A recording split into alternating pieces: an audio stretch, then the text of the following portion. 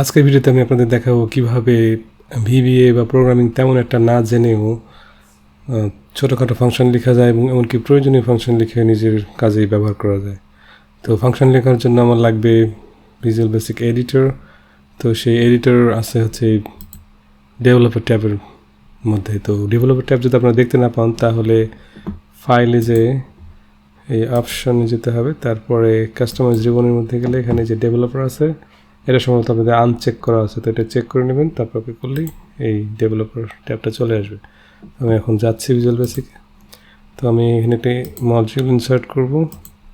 যে মডিউলের নাম মডিউল 1, তো এটাকে চেঞ্জও করা যায়। মাই ফাংশনস এটা করা যায়, অথবা না চেঞ্জ করলে যায় আসতো না।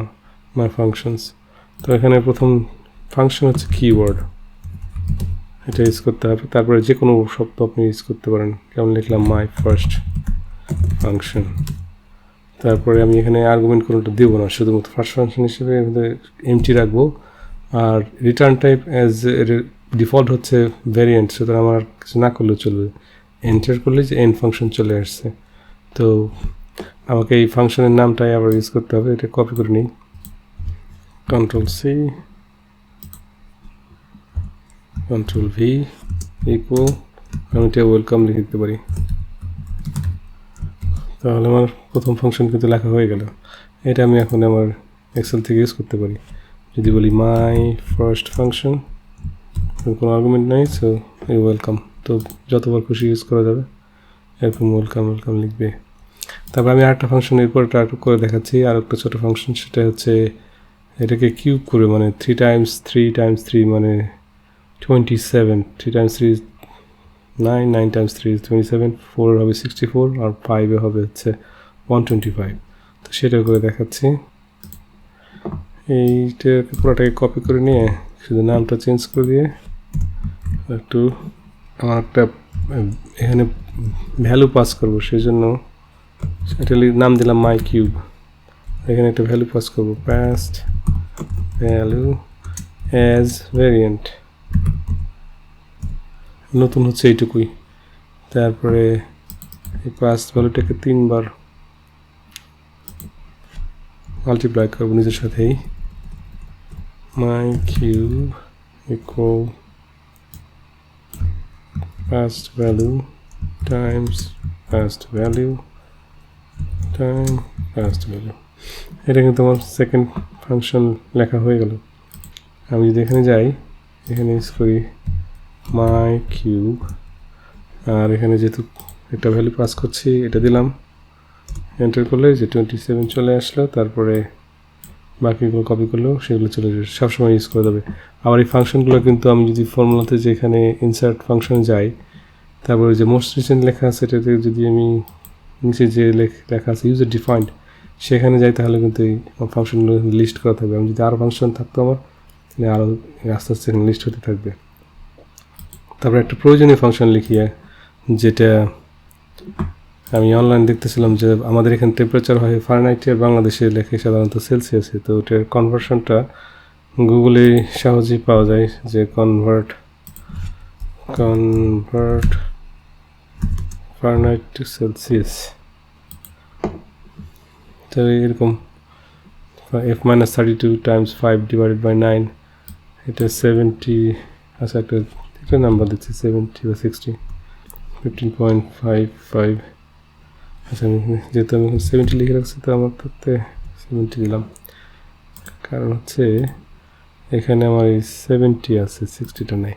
আচ্ছা যাই হোক, তো ফাংশনটা আমি তৈরি করছি, সেটা আবার এই পাস ভ্যালুটাই লাগবে আমার, যেহেতু একটা ভ্যালু পাস করছি, সুতরাং এটাই রাখলাম। আর নাম দিচ্ছি Fahrenheit to Celsius, Fahrenheit to Celsius. আচ্ছা, এটা কপি করে এখানে নিচ্ছি। আর পাস ভ্যালু মাইনাস, ফর্মুলাটা এরকম -32 টাইমস 5 / 9, কিন্তু এটাকে ব্র্যাকেট দিয়ে আটকাতে হবে। এটা কিন্তু হয়ে গেল। এই কার্যকর ফাংশনটা এখানে হয়ে গেল। তো আমি যদি ইউজ করি কল ফারেনহাইট টু সেলসিয়াস, তারপর এটা পাস করি, এটা আমাকে দেখায় দেবে। আর যে কাজ করছে সেটা প্রমাণ করার জন্য আমি এই 70টা ওখানে লিখছিলাম। তো 70 ডিগ্রি ফারেনহাইটে হচ্ছে 21.1111 সেলসিয়াস, তো সেটাই এখানে আছে।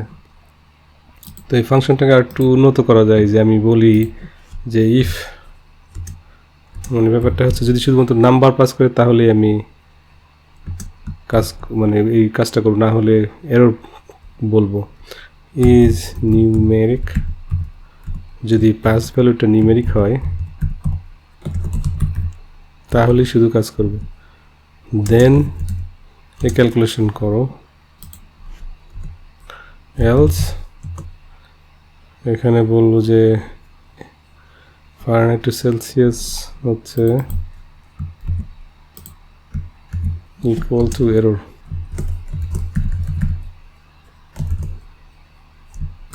এরকম এরর, তারপরে এন্ড ইফ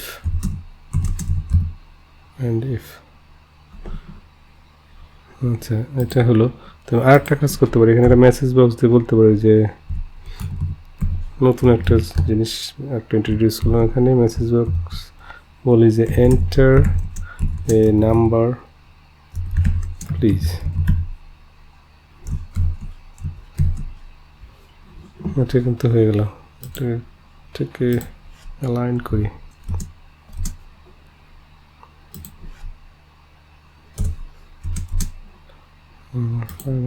এখানে থাক। ওকে, সো এই ফাংশন লেখা হয়ে গেছে। এখন আর উল্টাপাল্টা ভ্যালু এখানে পাস করতে পারবো না। যেমন যদি আমি এখানে বলি 66, তারপরে এখানে বলি ইকুয়াল ফারেনহাইট টু সেলসিয়াস, তারপরে এটি পাস করি, তাহলে বলবো এন্টার এ নাম্বার প্লিজ। ওকে, তো এটা নাম্বার, তাহলে তারপরে এটা এররটা বলবে। আমি যদি 66 রিয়েলিটি পাস করি তাহলে কি হবে, তাহলে দেখা দিবে কতটা তার সেলসিয়াস কত। তো এইভাবে আমরা মানে প্রোগ্রামিং তেমন একটা না জেনেও ছোটোখাটো ফাংশন লেখা যায়। আপনাদের প্রয়োজনীয় ফাংশন লিখতে পারেন যেগুলো সবসময় কাজে লাগে। আর যারা প্রোগ্রামিং শিখতে চান তাহলে এইটা দেখে উৎসাহ পেলে আমার ভালো লাগবে। তো আশা করছি আজকের ভিডিওটা আপনাদের উপকারে লেগেছে একটু হলেও। পরবর্তী ভিডিও দেখার আমন্ত্রণ জানিয়ে শেষ করছি।